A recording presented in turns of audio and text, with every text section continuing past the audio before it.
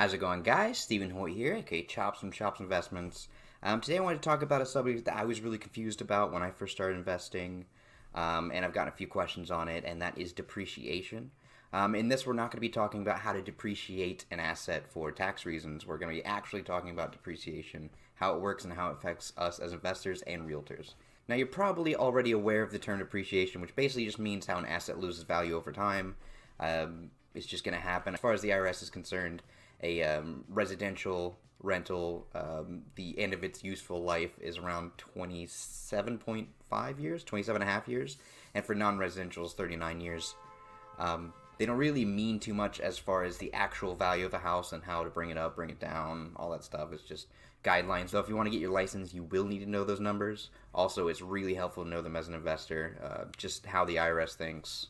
If we can stay ahead of them, we can beat them. If they bleed, we can kill them. All that aside, today I want to discuss 3 specific types of depreciation that you're going to need to know if you want to be an agent or an investor, and how it's going to affect you as an investor. Let's get into it. The first type of depreciation I want to cover is probably the most obvious, and that's physical deterioration. Look at it out here. It's all falling apart. Now, there are 2 types of physical deterioration. There's curable and non-curable. Non-curable is going to be like a faulty foundation or load-bearing wall in a home. Curable is going to be the standard chipping paint, loose tiles, loose shingles on the roof, so on and so forth, holes in the drywall you can get fixed. As long as you are up to date on what the repair is going to be like, if you can do it yourself, or if you know what it's going to cost to hire someone out to do it, you can stay ahead of the curve, and you can actually taper your offer or let the seller know exactly what you found that you didn't like about the property so they can fix it themselves. That's all up to you. It's all up to negotiation. Either way, these are things you need to look out for because they are going to be the backbone of your negotiation.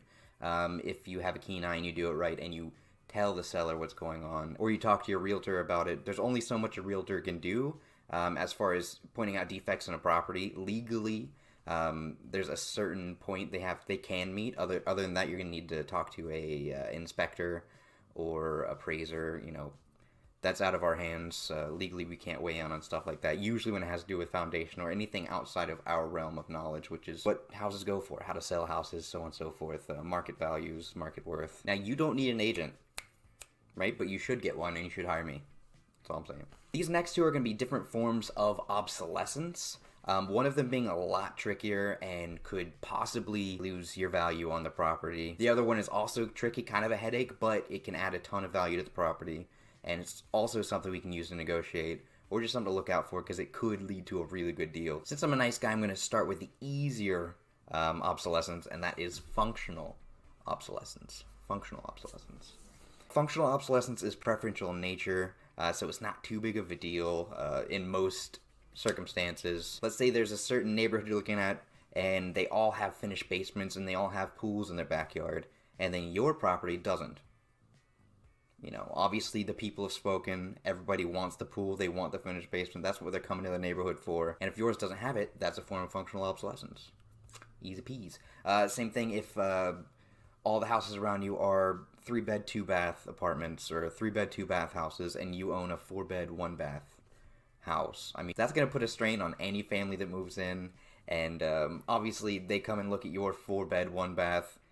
Chances are they're just going to move to a different, like the 3-bed, 2-bath down the road, There's tons of quick fixes. You can localize your search, try and get specific tenants in. You could turn the bedroom into a bathroom so it's a 3-bed, 2-bath, just like everyone else, which would up the value. Tons of things you can do. Like I said, it's going to be a bit of a headache, but there's ways around it, and there's ways to find deals and create value there, that's the name of the game. That's what we're here to do. So you could hope to find a couple that's looking for like a guest bedroom and a game room, but I wouldn't count on it. Focus to the more general audience, just to be safe. If there's functional obsolescence, there's a chance you could add a ton of value to these properties, assuming you didn't pay full price like everyone else, like a loon. Into the toilet I go. Finally, we have the unfortunate reality of reality itself, which is economic obsolescence. There's not much you can do about this. It's basically outliers, things that happen around the property that affect the value, such as a new karaoke bar opening right across the street that plays music until 4 a.m., That's going to lower value because of the whole neighborhood, really, but Same thing, they're building a new hospital like right next to you, so you're gonna hear ambulance all day. Any kind of noise pollution, they're opening up a new highway next to you, so you got a bunch of noise pollution, you got a bunch of actual car exhaust and pollution.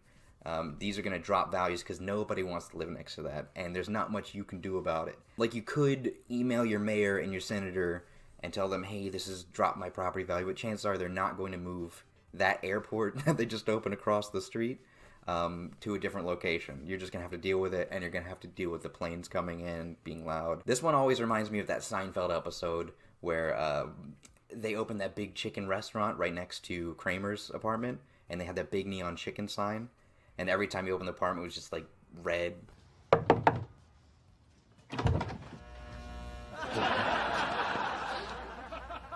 What's going on in there? What? That light! Oh, the red. Yeah, it's a chicken roaster sign. That's right across from my window. Yeah, you're going to have to either drop the rent, take the hit in value, or, I don't know, like open a competing karaoke restaurant right across the street and beat them at their own game, like some kind of 90s slapstick comedy or something. But chances are it's just going to be the new normal for you. So make sure to look at the city planning. Make sure you're in the know as far as things that's going on in your neighborhood. You need to know that neighborhood and the things that are going to be affecting the neighborhood. Do due diligence and be on your game, or else all these things come at you full speed and you'll be Shit out of luck. Well, that's all I have today, guys. If you want to know anything else about depreciation, or if you want to know about depreciating an asset for tax reasons, just let me know. I'll make it a video and have some fun while I do it. Thanks a lot, guys. Thanks so much for watching, guys. If you're enjoying the content and you want to stay up to date, please like and subscribe for future videos.